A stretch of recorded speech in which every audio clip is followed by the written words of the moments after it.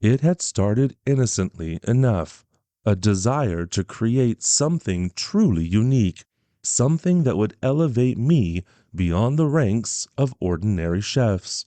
Cooking had always been my passion, but over the years I found myself trapped in the never ending cycle of catering to the wealthy patrons who cared more about status than taste.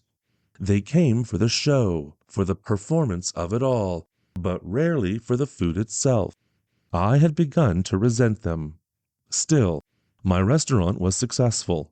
Night after night, the tables were filled, the critics were kind, and I had earned my place among the culinary elite. But success came with a bitter aftertaste. I no longer felt the thrill of creation, no longer experienced the rush of discovery that had once driven me to the kitchen in the first place. I was stuck, an artist repeating the same strokes on the same canvas year after year after year. It was during one of those particularly uninspired weeks, while scrolling through yet another menu revision, that I first heard the whispers about the Grove. A server mentioned it in passing, an offhand comment about a place deep in the forest where, quote, strange herbs grew, herbs that the locals avoided out of some kind of superstition. It's just an old wives' tale, they said, laughing it off. People say the forest is haunted. But hey, you like experimenting, right? That single remark planted the seed. In the weeks that followed, I couldn't shake the thought of it. A grove filled with unknown plants, ingredients untouched by the culinary world. It was exactly what I needed. The thrill of something new, something that no other chef could claim. I began researching the area, asking around discreetly, though most people seemed reluctant to speak about it. The few who did offered vague warnings, tales of misfortune befalling those who ventured too far into the woods, of people who disappeared without a trace. But I wasn't one to be swayed by ghost stories. One evening, after another night of joyless service, I made my decision. I packed a small bag, grabbed my foraging knife, and set out before dawn the next morning, determined to find the grove myself. The forest was dense, far denser than I'd imagined. The trees loomed high above, their branches intertwining like skeletal fingers, blocking out most of the morning light.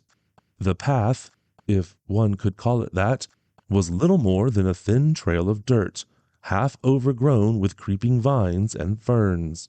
I followed it, my footsteps muffled by the soft, damp earth. After a long while, what seemed like hours, I began to wonder if the grove even existed. I had no map, no real sense of direction, just instinct. The air around me grew heavier, the light dimming as the trees pressed closer together. And then I smelled it, an overwhelming sweetness, a fragrance that cut through the damp, musty smell of the forest floor. It was intoxicating, unlike any flower or herb I had ever encountered. I pushed through a final wall of thick underbrush and stumbled into a small clearing. There, in the heart of the forest, was the grove. The herbs were unlike anything I had seen before. Delicate, silver-green leaves curled and twisted upward, shimmering slightly in the dim light. They grew in neat little clusters, as if planted with purpose. I knelt down, running my fingers over the waxy surface of one of the leaves. The scent was stronger here, heady, almost dizzying. It was then that I heard the voice.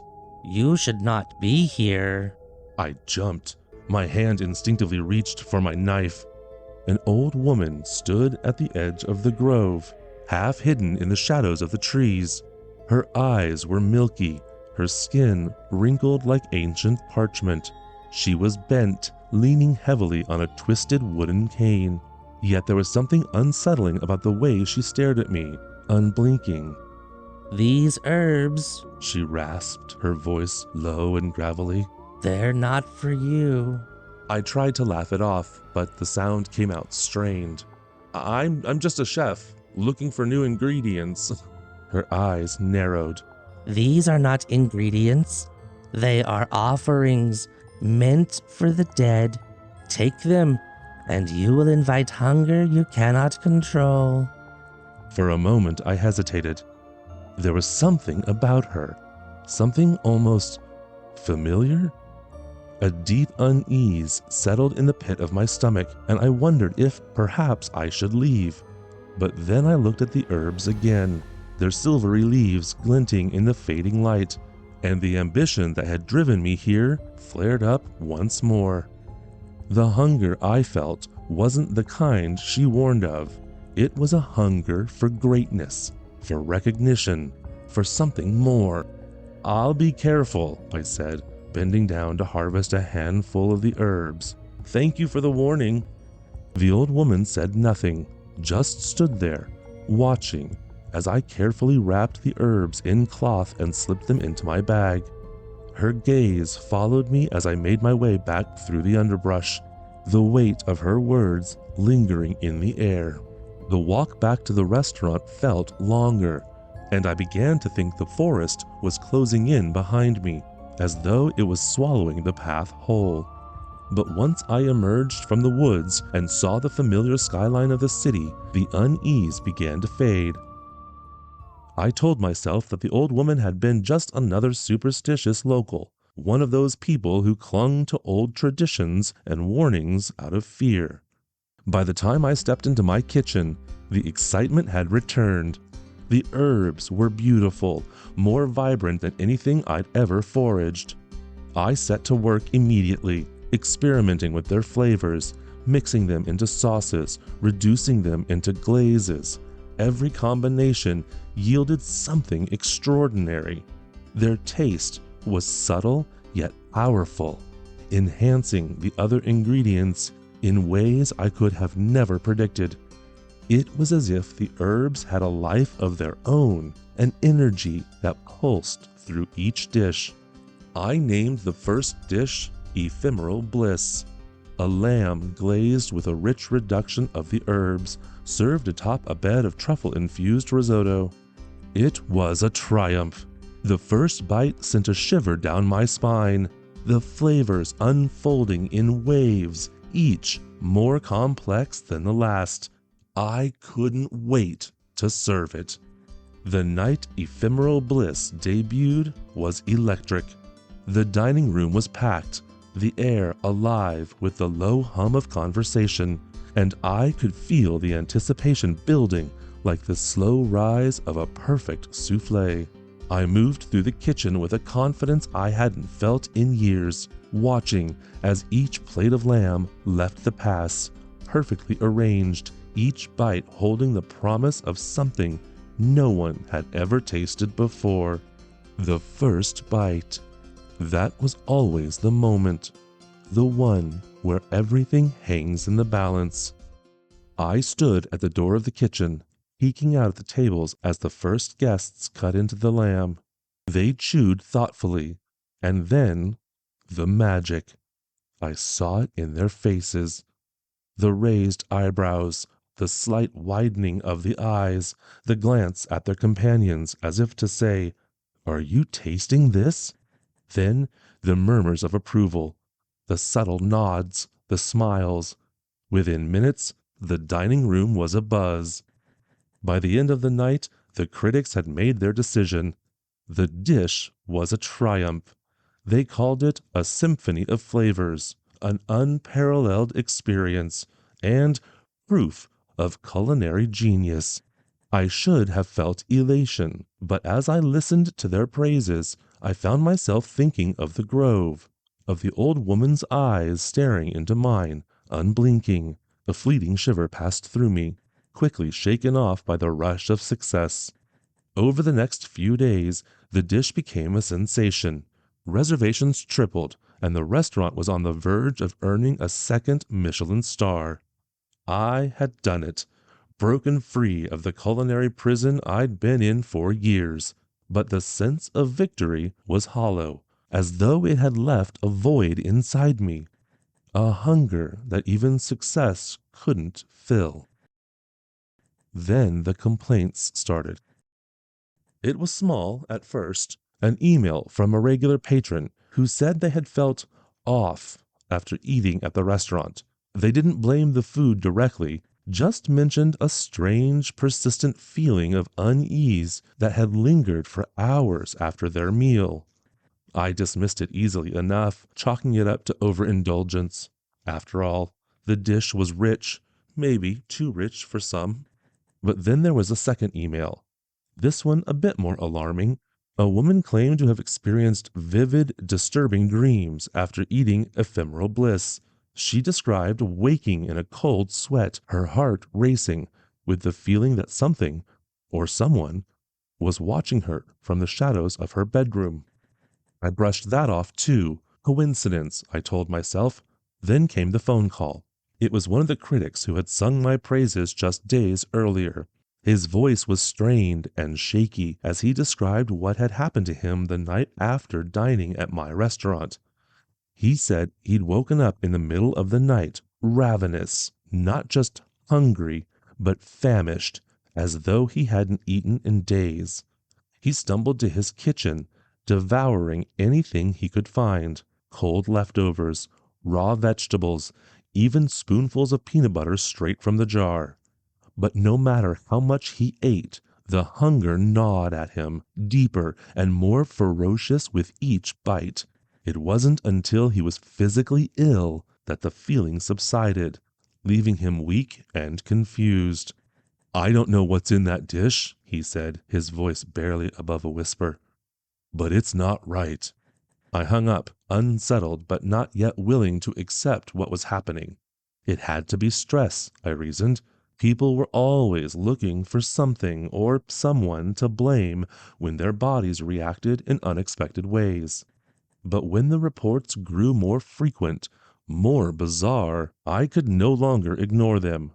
One woman, a regular at the restaurant, swore she had seen something crawling across her plate, some kind of shadowy figure, too quick to identify but undeniable in its presence. Another customer claimed that their reflection in the silverware had warped as they ate, showing not their own face, but something grotesque and twisted. Several others described dreams of feasts, endless banquets where they were forced to eat until they were sick, only to be served more, over and over again. And the hunger, always the hunger. It was as if the dish awakened something inside them, a need that couldn't be satisfied no matter how much they consumed. And it wasn't just physical hunger. Some began to speak of an emotional emptiness, a nagging sense that something essential had been taken from them, though they couldn't say what. At first, I kept all of this to myself, hiding the complaints from my staff and pushing forward as if nothing was wrong. The restaurant was thriving, after all, but inside, I was unraveling. Each night, as I prepared the dishes, I found myself staring at the herbs, those silver green leaves that had seemed so alluring in the forest. They were different now, darker, almost metallic, their edges sharp enough to cut, and the smell, what once had been intoxicating, now carried an undertone of decay, a sweetness too ripe, like fruit left out too long. The worst part, though, was the urge. I couldn't stop using them. Every time I thought about removing the herbs from the menu, about returning to safer, familiar flavors, something inside me rebelled. My hands would move on their own, reaching for the bundle of leaves, crushing them between my fingers, releasing that strange, pungent aroma. The dish had taken on a life of its own, and I was no longer its creator. I was its servant. Then came the night I couldn't ignore it any longer. A young couple, first-time diners, had come to celebrate their anniversary. They ordered ephemeral bliss, of course. Everyone did. I watched them from the kitchen as they took their first bites. The same expressions of delight crossed their faces, the same nods of approval. But then something changed. The woman, mid-bite, froze. Her eyes widened, and she dropped her fork with a clatter. Her hands flew to her throat as if she were choking, but when her partner rushed to her side, she shook her head, eyes wild with panic. She wasn't choking. She was screaming. Silent, terrified screams. Her mouth moved, but no sound came out. Then, as suddenly as it had begun, she slumped forward, unconscious. I stood frozen, staring at the chaos unfolded. The staff rushed in to help, an ambulance was called, and the woman was taken to the hospital. No one could explain what had happened. The doctors said she was in perfect health. Aside from a sudden drop in blood pressure, there was no medical reason for her collapse. But I knew the dish was cursed. I didn't sleep that night. I couldn't. Every time I closed my eyes, I saw her face. The way her expression had twisted from delight to horror in an instant. The way her body had crumpled like a puppet with its strings cut. And all I could hear was the deafening silence that had followed. The silence of a dining room full of people, too afraid to move, too stunned to speak. I sat in the kitchen long after everyone had left. The lights dimmed, the counters scrubbed clean, but the weight of the night still hung in the air. The herbs were sitting on the counter in front of me, their silver-green leaves glinting faintly in the low light. I stared at them, my mind racing with questions I didn't want to ask. How could I have let it come to this? How had I ignored the signs for so long? And what had I unleashed? The old woman's words echoed in my head, sharper now, more menacing. Take them, and you'll invite hunger you cannot control. I had laughed at her then. Now, the weight of her warning felt like an anchor, dragging me down into a dark, bottomless pit. I had to find her. She was the only one who could tell me what I had done, and how to stop it. I didn't bother to wait until morning. I grabbed my coat and left the restaurant, heading straight for the forest. The city streets were empty at this hour, the buildings towering above me like silent sentinels. The air was cold and damp, the kind of chill that seeps into your bones and lingers there. I drove in silence, my thoughts churning. There was no denying it anymore. The herbs were cursed. They weren't just ingredients. They were vessels for something ancient, something malevolent. And I had brought them into my kitchen, into the lives of people who trusted me. I had to fix this. I had to make it right. The forest was even darker than I remembered, the trees pressing in from all sides, their branches clawing at the sky like skeletal fingers. The path was overgrown, barely visible in the faint moonlight, but I knew where I was going. The scent of the herbs still clung to my memory, guiding me back to the grove. When I finally reached the clearing, the air was thick with the same cloying sweetness, but now it felt oppressive, suffocating. The grove was just as I had left it, the silver-green herbs swaying gently in the breeze, their leaves glinting faintly in the moonlight. But there was no sign of the old woman. "Hello?" My voice sounded small in the stillness, swallowed by the thick, oppressive air. I waited, listening for the rustle of movement, the crack of a branch underfoot. Nothing. "I need to talk to you." Still nothing, just the eerie quiet of the forest. Frustration boiled in my chest. I stepped into the grove, my boots crushing the herbs beneath me, their scent rising in thick waves around me. "You warned me," I shouted, my voice cracking. "You told me this would happen. Now tell me how to stop it." The silence was deafening. I turned, scanning the tree line. looking for any sign of her. And then, just as I was about to give up, I saw it. A faint flicker of movement in the shadows, barely perceptible. I froze, my breath catching in my throat. Slowly, the figure stepped from the trees, her form hunched and frail, but her presence as overwhelming as ever. "You," I whispered, my voice trembling. The old woman regarded me with the same unreadable expression she had worn the first time we met. Her eyes, milky and clouded, seemed to pierce straight through me, as if she could see every secret I had ever kept, every fear I had ever buried. "You came back," she said, her voice low and gravelly. It wasn't a question. "I need to know how to stop this," I said, desperation lacing my words. "The herbs, they're cursed, aren't they?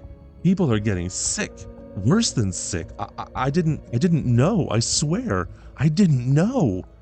She tilted her head slightly, as if considering my words, and for a moment I thought I saw something like pity in her eyes, but it was fleeting, gone as quickly as it had appeared. "You didn't listen," she said, her voice as sharp as a blade. "I warned you. The hunger you invited cannot be undone." My stomach twisted. "There has to be a way. You said the herbs were for the dead. I'll put them back. I'll stop using them. I'll destroy the dish. Please, just tell me how to fix it." She shook her head slowly, the faintest hint of a smile curling at the edges of her lips. "The hunger has already taken root. It is not something you can simply walk away from." I felt a cold sweat break out across my skin. "What does that mean?" Her milky white eyes locked onto mine. "It means the hunger is part of you now. It will spread until it consumes everything and everyone it touches." "No," I breathed, shaking my head in disbelief. "That can't be true. There has to be something, some way to break it." The old woman's smile widened, revealing crooked, yellowing teeth. "You can't break what was never meant to be broken. The dead do not hunger like the living. They are content with their silence, their stillness. But you, your hunger is endless, insatiable. You wanted greatness, and now you have it." Her words hit me like a punch to the gut. My breath came in shallow gasps, panic rising in my chest like a wave threatening to crash over me. "I didn't mean for this to happen," I whispered, my voice breaking. "I just wanted to create something new." "And you did. she said, her tone almost mocking. But every creation comes with a price." I stood there, frozen in the clearing, the weight of her words sinking in. The price. This wasn't just about the herbs, or the dish, or the restaurant. This was about me. About the hunger that had driven me to take something that was never meant for the living. I had ignored the warnings, blind to anything but my own ambition, and now I was paying the price. I left the grove more haunted than before. Her words clung to me, like the scent of those cursed herbs. "The hunger is part of you now." I tried to convince myself that I could still fix this, that if I stopped using the herbs, if I returned to the dishes I had perfected over the years, things would go back to normal. But when I stepped into the kitchen the next day, it was clear nothing would ever be normal again. The restaurant staff was quiet, too quiet. The usual chatter had died down, replaced with an unspoken tension that hung in the air like a thick fog. I caught glimpses of them, huddled together in corners, whispering when they thought I wasn't watching. They didn't know what had happened the night before, at least not fully, but they could sense it. They could feel the shift, the unease that seemed to radiate from me like a sickness. I threw myself into work, hoping the familiar rhythm of the kitchen would drown out the dread gnawing at my insides. But something was different. My hands, once so steady, now shook as I chopped vegetables and sliced meat. I fumbled with utensils, dropping knives and spoons, my movements clumsy and awkward. The staff noticed. I could see the worried glances, the furrowed brows, but no one said anything. No one dared. I tried to avoid the herbs, but it was impossible. Every time I reached for an ingredient, my hand would hover over the bundle of silver green leaves as though drawn by some invisible force. I told myself I wouldn't use them again, that I could stop, but the hunger inside me had other plans. By the time service began, the herbs were back in the dish. It wasn't just the customers who were feeling the effects of the curse now. I could feel it too, in my bones, in my skin. It started with a dull ache, a constant gnawing in my stomach that no amount of food could satisfy. At first, I thought it was stress, the result of too many sleepless nights and too much time spent obsessing over the restaurant. But the hunger grew worse. It was deeper than hunger. It was a need, a void inside me that demanded to be filled no matter how much I ate. I tried to ignore it, tried to push through the pain, but it was always there, gnawing away at me, relentless. And it wasn't just the hunger. My reflection began to change. It was subtle at first, a shadow under my eyes, the skin around my mouth pulled tight as though I hadn't slept in days. But then the changes became more pronounced. My skin took on a sickly pallor, almost translucent in the harsh kitchen lights. My eyes, once bright with determination, now looked sunken and hollow, as though something was draining the life out of me. I avoided mirrors, afraid of what I might see, and those cursed dreams. Every night, I found myself seated at a long, endless table, the kind you'd see in a medieval banquet hall. The table was piled high with food, roasted meats, sweet pastries, fruits so ripe they were bursting with juice. But no matter how much I ate, the food never satisfied me. I would gorge myself until my stomach ached, but the hunger only grew stronger. The other diners at the table, ghostly figures, their faces twisted in agony. They ate in silence, their eyes vacant, their mouths moving mechanically as they shoveled food into them, never stopping, never looking up. I would wake up drenched in sweat, the taste of blood in my mouth. As the curse took its toll on me, it began to spread through the restaurant like a disease. The atmosphere grew heavy, oppressive. Once, the dining room had been filled with laughter and conversation, the hum of satisfied diners. Now, it was silent, tense. The customers came, but they no longer stayed. They ate their meals quickly, their eyes darting nervously around the room, as if they could sense that something was terribly wrong. And the complaints kept coming. At first, it was the same: strange dreams, unsettling hallucinations, the insatiable hunger that clawed at them long after they had left the restaurant. But then the symptoms became more severe. A man collapsed at his table, convulsing violently, his face contorted in pain. Another woman claimed that her vision had blurred during her meal, that the walls of the restaurant had seemed to close in on her, pressing in from all sides until she couldn't breathe. They stopped coming in after that. The reservations dried up. The glowing reviews were replaced by rumors, whispers of something dark and unnatural happening inside the restaurant.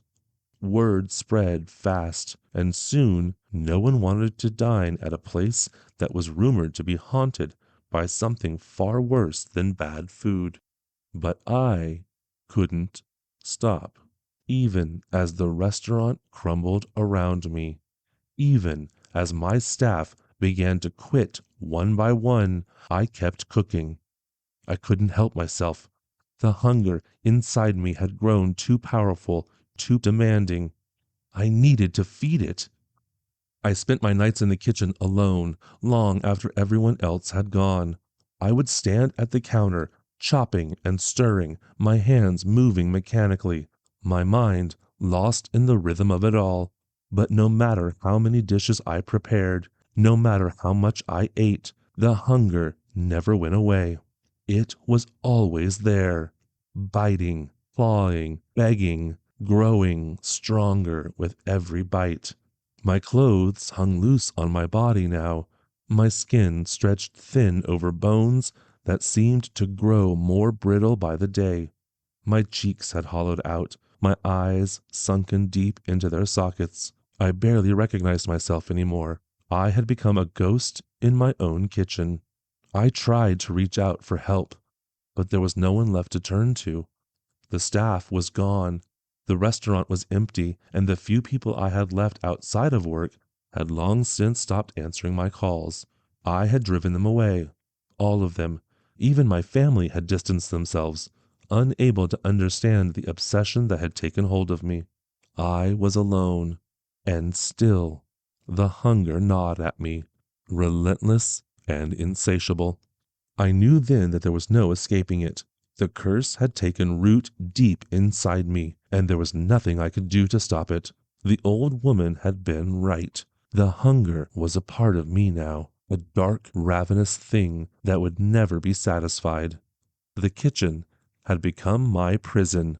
I no longer left its confines, no longer ventured into the dining room, which now sat in complete darkness, the chairs stacked on top of tables, the lights cold and unwelcoming.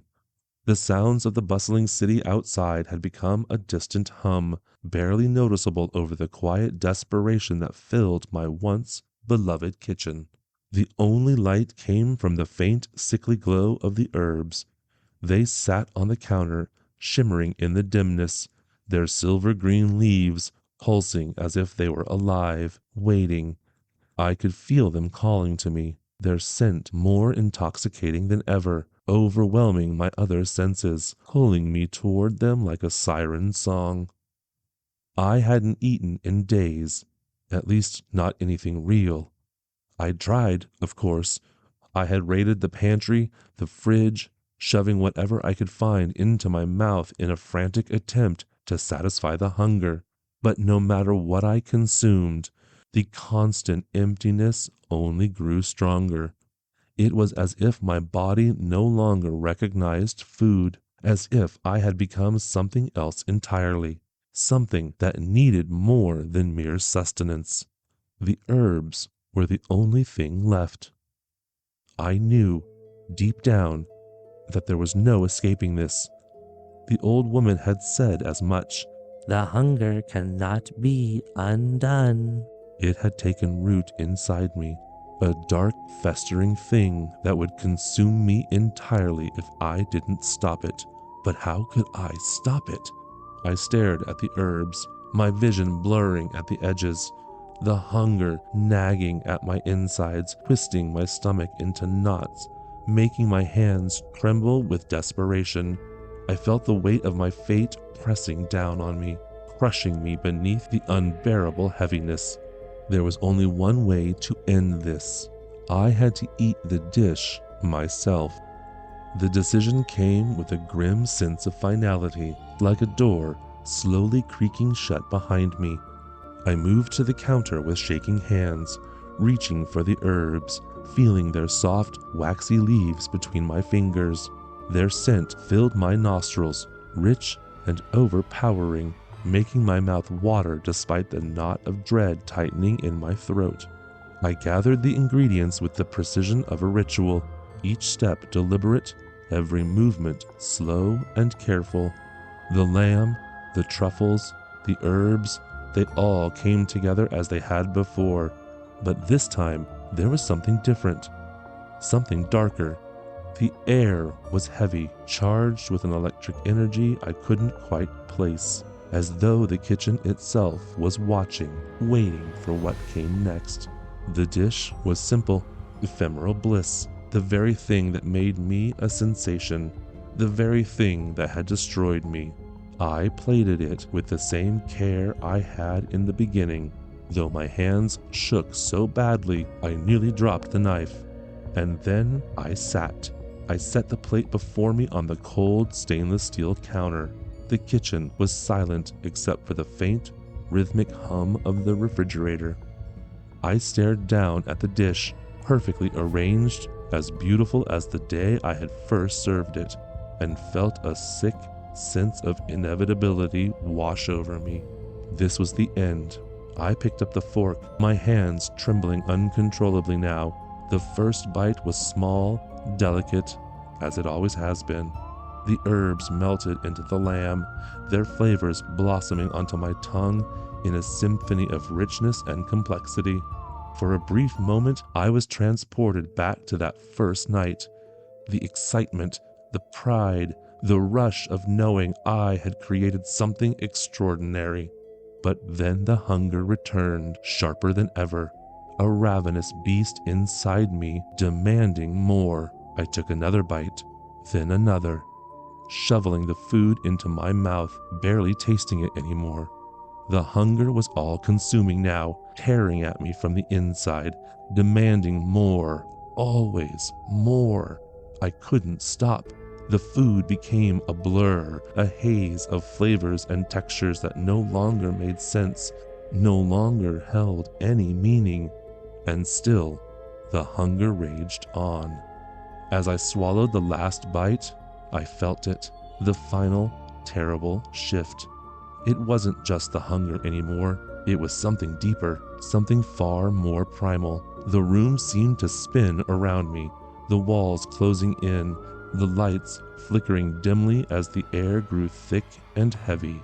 I doubled over, clutching my stomach, my breath coming in ragged gasps.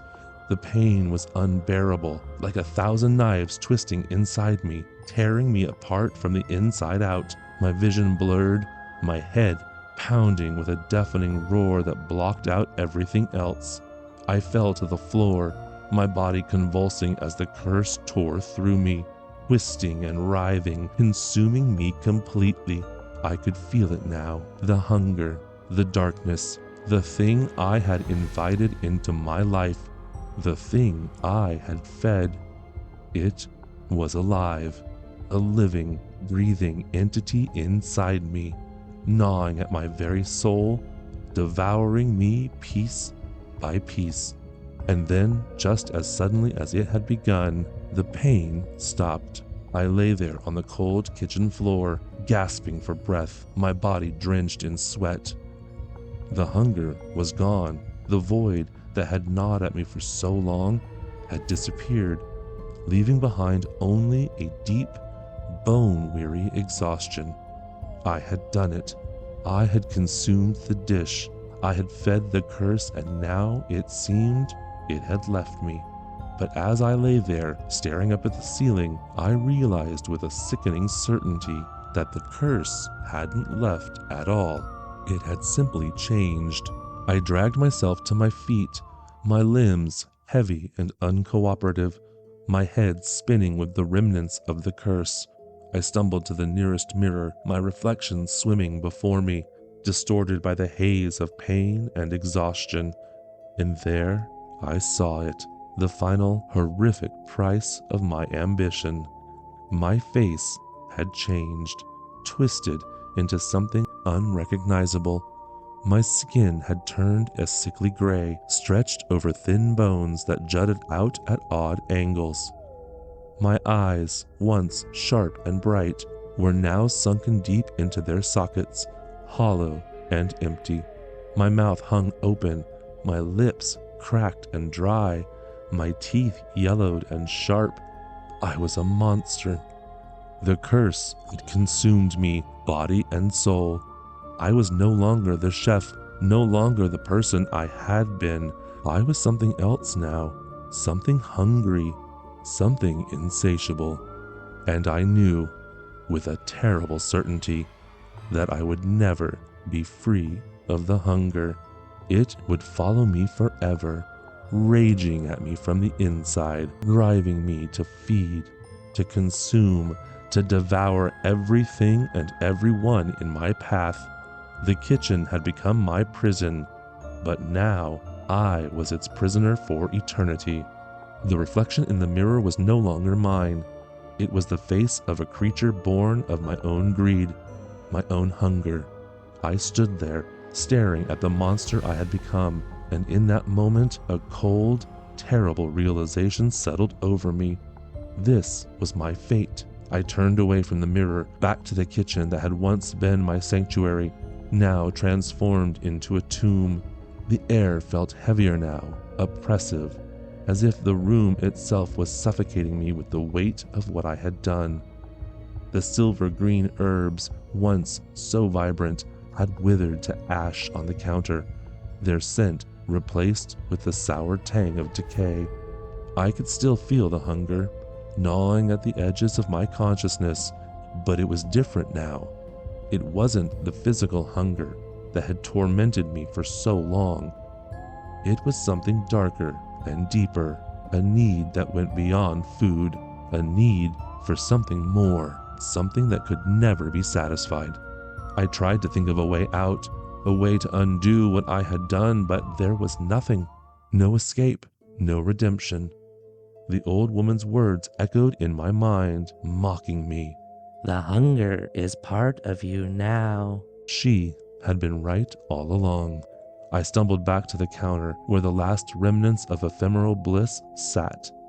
The once beautiful dish, now cold and lifeless. My hands trembled as I reached for it, and though I knew it would never satisfy me, I lifted the plate and took one last bite. It tasted like ash. I dropped the plate, hearing it shatter against the floor, the sound echoing through the empty kitchen. The hunger surged within me again, but this time I did nothing to stop it. There was no point. I had become a vessel for it, a living embodiment of the very thing I sought to control. And then there was a knock at the door. It was faint at first, barely audible over the ringing in my ears, but then it came again, louder this time. Someone was outside. Without thinking, I moved toward the door, my footsteps slow and deliberate, the hunger pulling me forward. I knew what awaited me on the other side. I knew what the hunger would demand, but still, I opened the door. The street outside was quiet, the night air cold against my skin. Standing there, silhouetted by the faint glow of the street lamp, was a man, a stranger, clutching a reservation slip in his hand. He looked up at me, his eyes wide with a mixture of curiosity and trepidation. "I had heard you were open again," he said, his voice uncertain. "I'd like to try the special." I felt the hunger stir inside me, its claws tightening around my chest, urging me to act.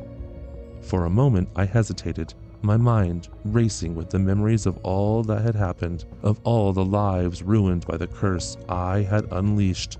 I could turn him away. I could stop this here, now, before it went any further. But I didn't. "Of course," I said, my voice hollow. "Come in. I'll prepare something special for you."